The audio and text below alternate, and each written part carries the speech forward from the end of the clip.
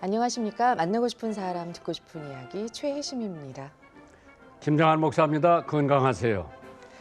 미국의 건축설계회사 팀하스 하형록 회장의 자서전에 보면요. 하나님께서 주시는 은혜 세 가지가 나옵니다. 첫째, 그레이스는 우리가 받을 수 없는 것, 즉 구원을 말하죠. 언약에 기초한 하나님의 은혜를 말하고요.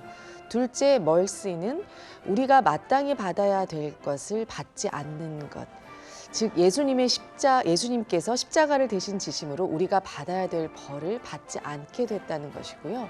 셋째, 페이버는 하나님이 보시기에 좋을 때 우리에게 오는 특별한 선물인데요. 하나님의 뜻대로 살기 위해 노력하는 이들에게 주시는 은혜를 말합니다. 이렇게 세 가지의 은혜가 이렇게 구별돼서 설명되어 있다는 것은 저는 처음인데요. 그레이스, 네. 은혜, mercy, 네. 긍휼 비슷한 내용인데요. 네. 사실 바울 사도가 육신에 가시가 있을 때 이것 좀 옮겨달라. 하나님이 그거 안 옮겨주시고 내 은혜가 내게 족하다. My grace is sufficient. 오늘 아침 내가 2시 50분에 일어나서 주일 설교 준비하고 있는데 하나님의 은혜로 있을 데 없는 자. 그러니까 모든 게 하나님의 은혜예요. 네. 내가 나 된 것은 하나님의 은혜. 바울 사도가 외친 거죠.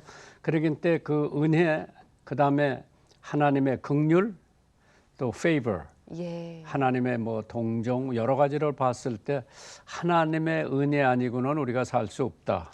네. 그거를 우리 청취자들이 깨닫고 요새는 뭐 교회마다 그 은혜라고 하는 찬송을 많이 부르대요. 그러시더라고요. 예. 만나고 싶은 사람, 듣고 싶은 이야기. 오늘은 최기식 변호사님을 만나봅니다. 어서 오십시오. 네, 반갑습니다. 반갑습니다. 안녕하세요, 목사님. 아주 젊어 보이네요. 네, 저희 극동방송 청취자 여러분께 인사 말씀 부탁드립니다. 네, 오니까 좀 목사님하고 좀 죄송해요. 제가 열심히 그래도 새벽 기도도 하고 말씀도 보고 그랬는데 그런 게 좀 소홀하던 시절에 이렇게 다시금 오늘 이 자리가 저의 얘기를 하는 것이 아니고 좀 더 열심히 신앙생활 하라고 하나님께서 오늘 특별히 불러주신 것 같습니다. 너무 고맙고 감사합니다. 네.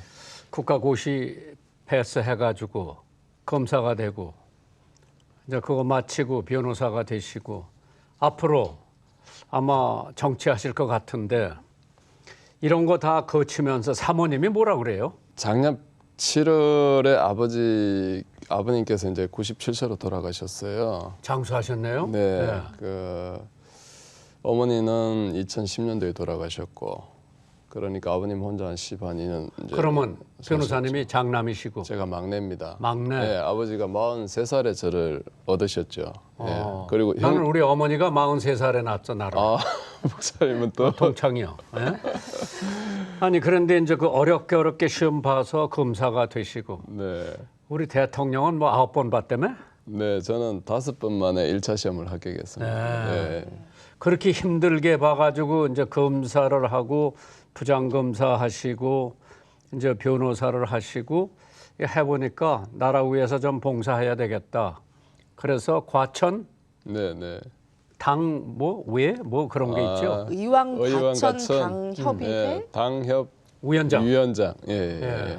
그럼 저 거기서 열심히 이제 뭐 운동도 하고 사람들도 만나가지고 다음 선거 때 뭐 큰 변동이 없으면 국회의원 출마하셔서 꼭 당선되시기를 기도할게요. 고맙습니다. 예, 예. 집사람이 계속 반대를 했었어요. 그렇죠? 예, 반대를 했었는데 작년 아버님 돌아가시고 이제 집에 올라와서 제 꿈을 알고 있으니까 제가 한 고등학교, 대학교 1학년 때부터 이제 이런 꿈을 갖고 있었거든요.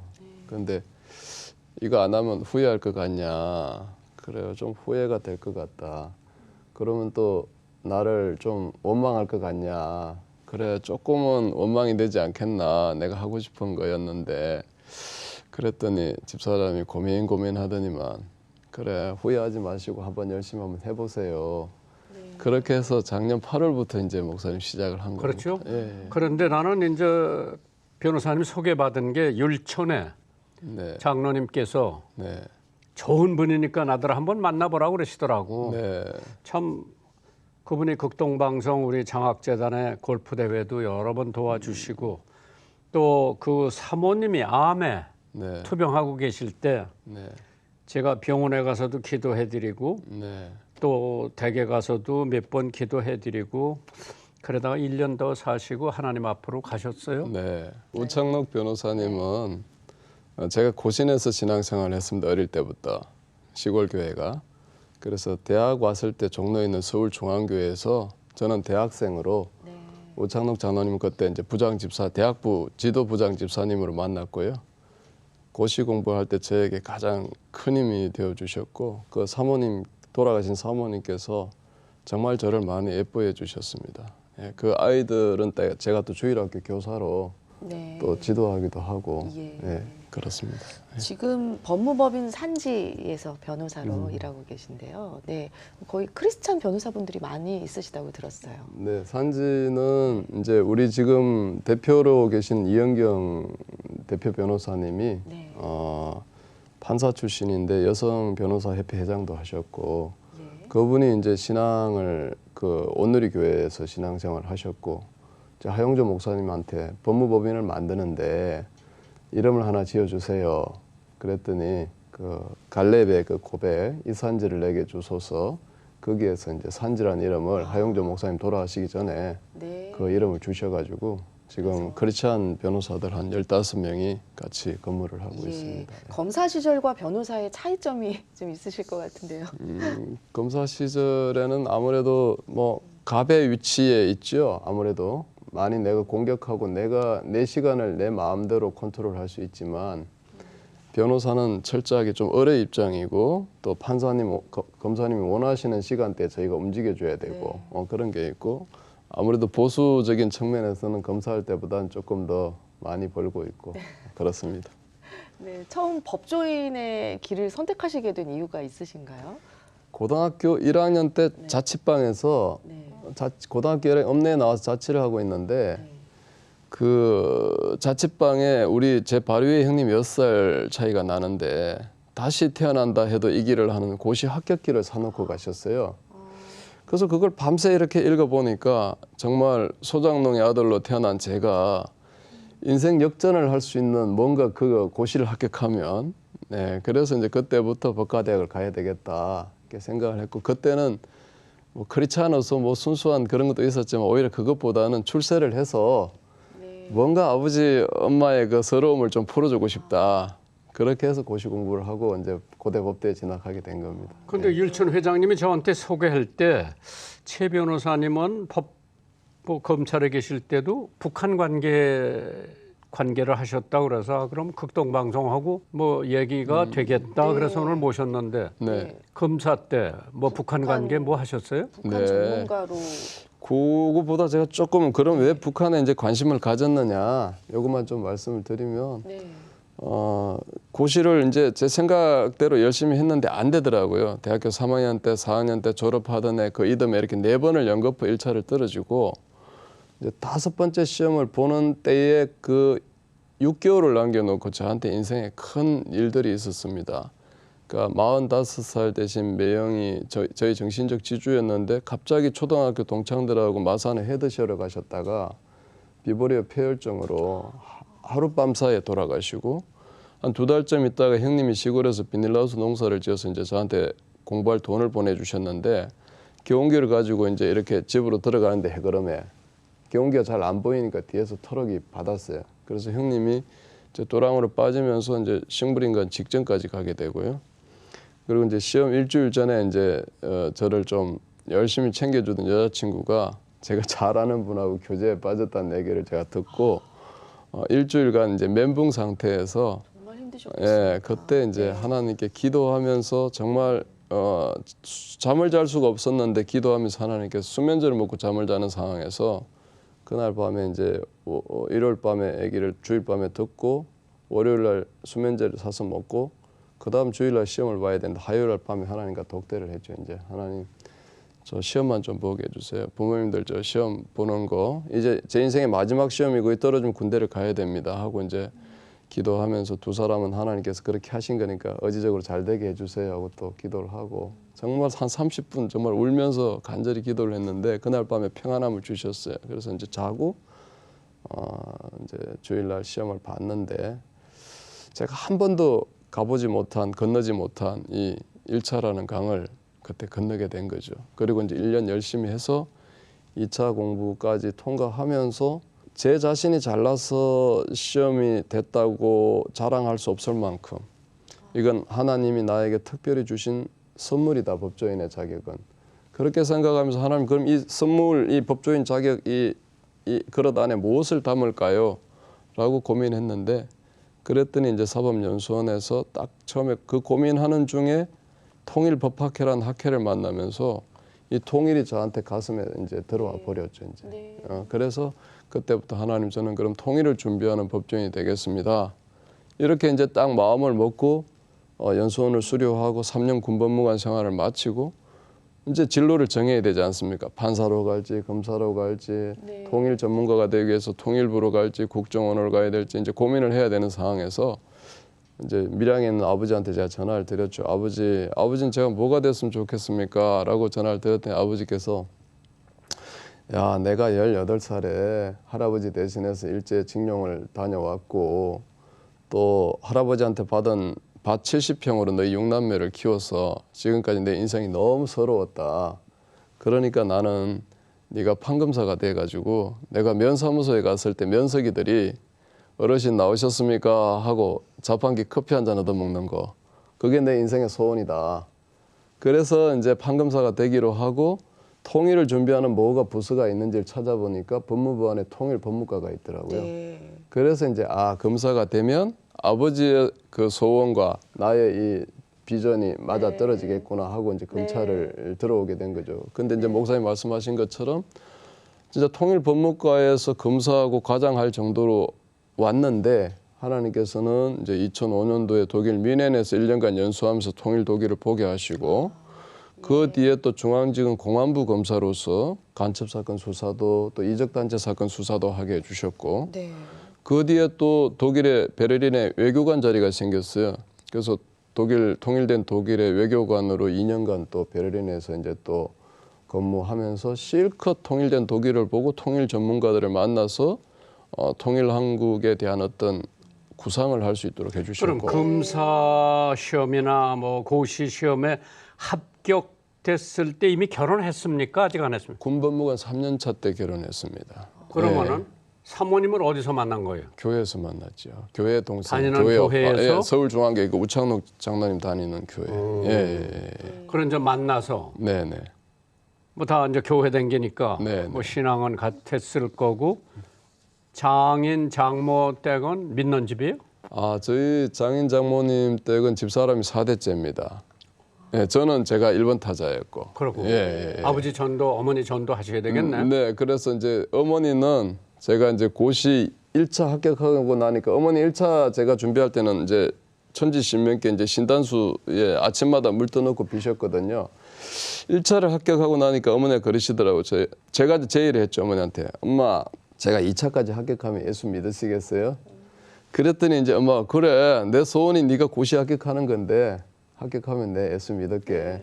그래서 2차 합격하니까 이제 교회를 나가셨어요. 그래서 예수 믿고 돌아가셨고요. 우리 아버지는 되게 완고하시고 또 유교 전통의 제사도 중요시하고 그러는데 어머니가 돌아가시고 나니까 그 제가 사드렸던 어머니한테 사드렸던 그 성경책을 가지고 지금 우리 시골 교회에 돌아가실 때까지 계속 출석하시면서 돌아가셨고 누님들 두 분도 다 지금 예수를 잘 믿으시고요. 네. 예, 이제 형님들이 좀 남아 있는데 아직 전도를 해야 됩니다. 저 지금 극동방송은 또 돈도 모금하고 있고 북한이 만약 개방이 된다면은 하간에 여러 도시에 가서 방송국을 세울 거예요. 네. 그래서 여기서 훈련된 사람 지사장 시켜서 매일 24시간 그동안에 복음에 굶주린 사람들에게 복음 전하는 것이 아마 저희 다음 소원인 것 같은데 네. 그때 만약 이제 북한이 열려서 통일에 대한 집념이 계시니까 같이 방송사에 네. 변호사 노릇 좀 해주셔도 되겠다. 네. 북한에. 그렇게 하겠습니다. 그동안에 이제 사시는 게 과천서 사시진 않았고. 제가 정치를 이미 고등학교 3학년, 대학교 1학년 때부터 생각을 했기 때문에 검사 생활 중에 언젠가 나에게 아내가 허락하고 또 여건이 허락하고 상황이 된다면 정치를 해야 될 한번 해봐야 건데 그러면 고향 밀양보다는 수도권이 좋겠고 과천은 도회적인 의미 좀 그런 분위기가 있고 의왕은 약간 또 시골적인 그런 분위기가 있고 해서 그 당시에만 해도 그래서 2005년도에 이미 생각을 하고 만약에 나에게 기회가 주어진다면 이곳에서 하겠다 하고 2005년부터 이제 과천에서 살기 시작했습니다. 검사 생활 시절에 아까 간첩 사건도 얘기하셨는데요. 가장 기억에 남는 사건이 그 간첩 관련된 사건. 네, 1심의 네. 간첩 사건입니다. 네. 그 1심의 간첩 사건은 그 소위 말하는 386 운동권 세력들이 민주노동당을 친북 정당화하려고 시도한 사건입니다. 그래서 국정원이 꽤 오랜 시간 동안 첩보를 수집해서 수사를 시작했는데 5명이 체포되고 나서 국정원에서 입을 닫고 진술을 거부하는 상황이 됐습니다. 그리고 나서 이제 국정원에서 20일 동안 조사를 하고 검찰로 송치되는 상황이었는데 우리 그때 저는 서울중앙지검 공안부 평검사였고 우리 안창호 전 헌법재판관님께서 그 2차장 검사였습니다. 그래서 그분이 저를 따로 부르셨어요. 그때 제가 이제 수사 주인 검사였기 때문에 그 차장님께서 야 저기 지금 진술을 안 하고 있단다. 우리가 수사를 잘 하려면 네가 피의자를 사랑하는 마음이 더 있어야 되겠다. 그런 말씀을 주셨어요. 그래서 제가 피의자를 사랑할 수 있는 방법이 그 분을 위해서 기도해 주는 것밖에 없지 않습니까? 그래서 이제 과천교회에 이제 아침에 일찍 일어나서 이제 옷을 다 갈아입고 출근 준비를 하고 과천교회 가서 새벽 기도를 하면서 이제 그때는 이제 아예 그냥 의자 밑에 내려와 가지고 양탄자에 그냥 무릎 꿇고 이제 하나님께 먼저 사건을 잘 풀어낼 수 있도록 지혜를 달라고 기도를 하고 근데 교회 안에서 약간 통성으로 소리 내어서 피의자를 위해서 기도하는 게 되게 좀 어색하고 그렇대요 그때는. 그래서 이제 교회에서는 기도를 못하고 차를 가지고 이제 서울중앙지검 지하 주차장으로 와가지고 제가 맡고 있던 간첩 총책분을 위해서 이제 기도를 하고 그분의 노모 자식을 걱정하면서 매일 검사실로 면회를 오는 그분의 노모를 위해서 기도하고 또 이 사건 터지자 이제 아내가 아이들 둘을 데리고 미국으로 가버렸거든요. 그래서 그 아내와 아이들을 위해서 정말 눈물로 기도를 하고 어머니께서 면회를 오시면은 이제 제가 손수차를 타드리고 엘리베이터까지 배웅을 해드리고 이런 정성을 이렇게 다 드리면서 사랑을 했더니 아니나 다를까 한 열흘이 지나서 어느 날 밤에 이제 변호사들은 계속 와서 진술을 하지 말라고 이제 옆에 동료들도 진술하지 않으니까 너도 진술하지 말라고 하는 상황에서 장 선생님 이제 저도 더 이상 기다릴 수가 없습니다. 이제 결단을 해주시죠 라고 말을 했더니 이분이 아마 그 변호사보다 검사를 더 신뢰했나 봐요. 그러더니 이제 검사님 제게 담배 2대만 좀 피게 해주세요 하면서 그때는 방 안에서 담배를 필 수 있었거든요. 그래서 이제 2006년도니까 검사실 안에 딱 들어가서 담배 2대를 딱 피고 나오시더라고요. 그러면서 검사님 이제 시작하시죠. 그러면서 자기가 어떻게 북한에 포섭이 돼가지고 북한에 들어가고 또 중국에 가서 북한 사람들 접촉하고 또 자기가 포섭한 사람들을 중국으로 보내가지고 또 접선하게 하고 공작금을 얼마를 받아서 내려와서 남한에 와서 어떤 활동을 했는지 그때 당시에 북한에 올려보낸 보고서들이 있고 북한에서 내려온 지령문이 다 있었거든요. 그걸 그대로 자기가 했던 활동들을 다 진술을 해주셨어요. 예, 그래서 제가 973쪽에 그 자백 조서를 받았는데 거의 전무후무하게 간첩 사범으로부터 정말 소리 한번 안 치고 자백을 받은 그런 사건으로 기억이 됩니다. 변호사님 지금 신문에 정정이 나는데 무슨 노조 의원이 뭐 간부가 뭐 캄보디아 어디 가서 만나서 지령받고 돌아와서 활동을 한다 그러는데 똑같은 패턴입니다. 야, 난 네. 그런 사람들이 어떻게 대한민국 국민이라고 할 수 있어요? 결국은 이제 북한을 자기의 국가로 생각하는 거죠. 자기의 아니 나라로. 그러면 거기 가서 살지 왜 여기서? 여기서 또 할 일이 있다고 생각하는 거죠. 사명감으로 하는 거죠. 그런 잘못된 이제 생각 속에서 살아가는 거죠. 그러면 이제 애들은 몇이에요? 저는 아들만 셋입니다. 대학생 아들, 고등학생 아들, 중학생 아들. 그 아들들은 아버지 한번 해보려면 내가 운동해줄게 해 그래요? 안 해? 아버지, 이제 아들들은 집사람보다 먼저 아빠 한번 해봐. 아빠 충분히 잘할 수 있어. 그리고 이제 우리 큰아들은 이제 중학교 때 이렇게 이제 생활 기록부에 보면 가장 존경하는 사람 거기에 아빠 이렇게 적어요. 지금 우리 아이들은 막 제 플랜카드가 막 붙고 막 제 명함이 집에 있고 이러지 않아요? 그러면 되게 재밌어하고 아이들도 든든한 지금 아주 그냥 응원자들이 돼가지고 다 좋습니다 지금. 이제 그러면 할 수 없이 사모님께서도 따라가야죠. 네 집사람도 보니까 4대 1이네. 열심히 해주고 있습니다. 기도도 하고. 네네네. 사모님께서 화가시라고 들었습니다. 아 집사람은 네. 이제 어릴 때부터 그림 그리는 걸 좋아해가지고 심지어 이제 우리 장인 장모님이 또 욕심이 있으셔가지고 고등학교 때 이제 시골에서는 저기 그림으로 대학 들어가기 힘드니까 고등학교 때 아예 서울로 언니가 그때 이대를 다니고 있었거든요. 그래서 아예 언니 자취방으로 그냥 전학을 시켜버렸어요. 그럼 그림 그렇게 잘 그리시면 뭐 전시도 한번 하셔야 되겠네요. 여기 와서. 극동방송에서 전시를 한번 꼭 네. 오늘 가서 목사님께 부탁을 드리라고. 그렇죠. 저희 아유, 극동 하세요. 갤러리가 지하 1층에 한 달에 있어서요. 한 번씩. 네, 네. 꼭 하게 해달라고. 오케이. 그러면 이제 우리 변호사님도 뭐 차 타고 다니시면서 극동방송 들으셨을 거고. 네, 많이 듣습니다. 좋아하는 찬송은 뭐예요? 옛날 찬송가로 예. 499장 저장 및 꽃 위에 있을. 네. 이슬 예, 맺혀 있을 때. 네, 예, 그 찬송을 참 좋아합니다. 네. 예.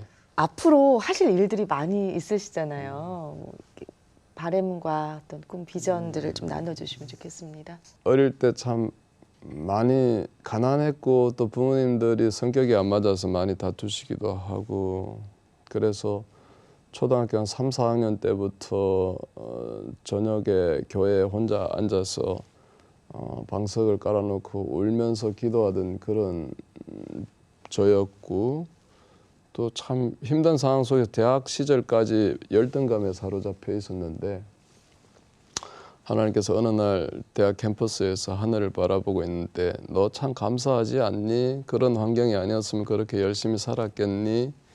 라고 이제 말씀을 해주셔서 제 마음에 열등감이 감사로 바뀌었고 그리고 어려운 시간을 지나서 고시를 법조인 자격을 선물로 주셨고 그래서 이 선물 안에 이제 통일을 담았기 때문에 저는 통일 한국을 준비하는 그런 방주를 만들고 싶은 게 제 꿈입니다. 네.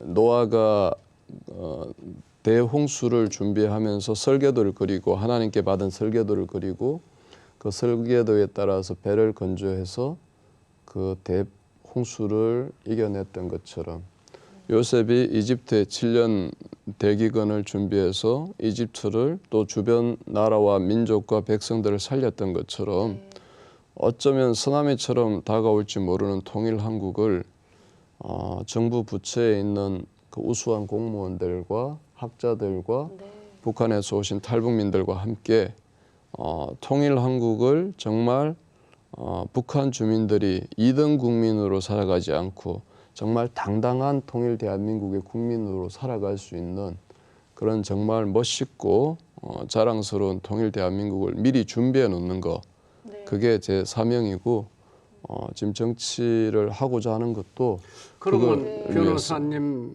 믿는 가정이 아니니까 믿게 된 동기가 있을 텐데 아주 교회를, 그냥 네. 초등학교 1학년 때쯤에 예. 우리 마을에 교회가 있었어요. 그래서 이제 동네에서 놀고 있으니까 주일학교 선생님이 교회 한번 가볼래? 이렇게 해서 이제 교회를 가기 가게 시작했군요. 됐고 이제 아버지 어머니께서 가끔씩 갈등 상황으로 전쟁이 벌어질 때 그럼.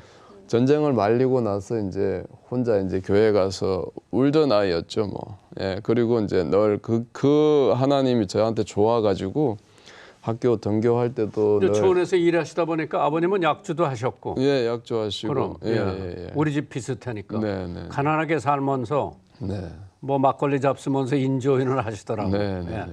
교회 나가는 사람들 야단치고 네. 예. 제사 안 할까봐. 네.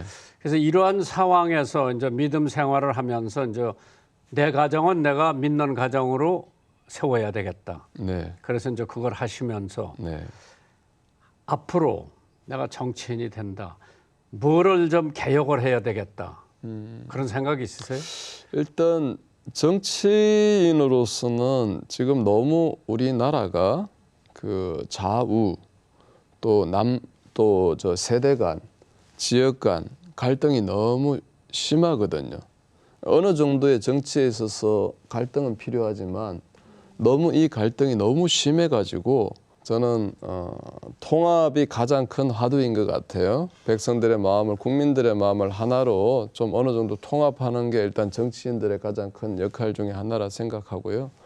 그리고 정치인들이 아까 목사님 말씀하신 것처럼 적어도 뭐 하나님 앞에서는 아니라 할지라도 정직하고 정결하고 부끄러움이 없는 그런 정치를 했으면 좋겠어요. 그래서 자기 잘못이 있고 하면 또 당당하게 또 그 책임을 회피하지 않고 책임을 지고 그런 모습들을 보여줘야 국민들이 정치인들을 존경할 것 같습니다. 매일 새벽 기도를 다니신다고 들었습니다. 네. 검사 시절에도 그랬고 고등학교 때도 그랬고 고시 할 때도 늘 새벽 기도가 저한테는 가장 중요한 힘의 원천이었습니다. 거기서 말씀을 읽고 기도를 하는 것이 가장 저에게 힘의 원천이었고 큰 수사를 할 때에도 하나님께서 기도하고 말씀할 때 큰 지혜를 많이 주셨고요. 근데 아까도 제가 처음 말씀드렸지만 이 정치라는 걸 하면서 너무 바쁘게 분주하게 다니다 보니까 저녁에 늦게 자고 그러다 보니까 최근에 잘 일어나질 못해서 벌써 한 달 정도 새벽 기도를 지금 쉬었습니다. 그래서 매일 아침 묵상 노트를 이렇게 쓰는데 지금 묵상 노트가 한 30권 이상이 되는데요. 그 대학 시절부터 쓰던 게. 근데 그게 요즘 보면은 덤성덤성 비어 있는 날이 있어가지고 제가 정말 오늘 이 방송을 계기로 목사님 앞에서 또 하나님 앞에서 이제 이 새벽을 다시 결심을 하시고 사수하겠습니다. 국회의원 주시면 감사하고 네, 하나님에 대한 내 명분을 해야 되겠다. 네, 네, 네. 그런 마음이 아주 오늘 네. 오늘 간절합니다. 이렇게 나와주셔서 감사드리고요. 네. 앞으로 정말 더 좋은 법조인 정치인이 되시기를 저희도 고맙습니다. 기도하겠습니다. 감사합니다. 고맙습니다, 목사님. 네, 저희도 여기서 인사드리겠습니다. 한 주간도 주님 안에서 평안하시길 바랍니다. 감사합니다.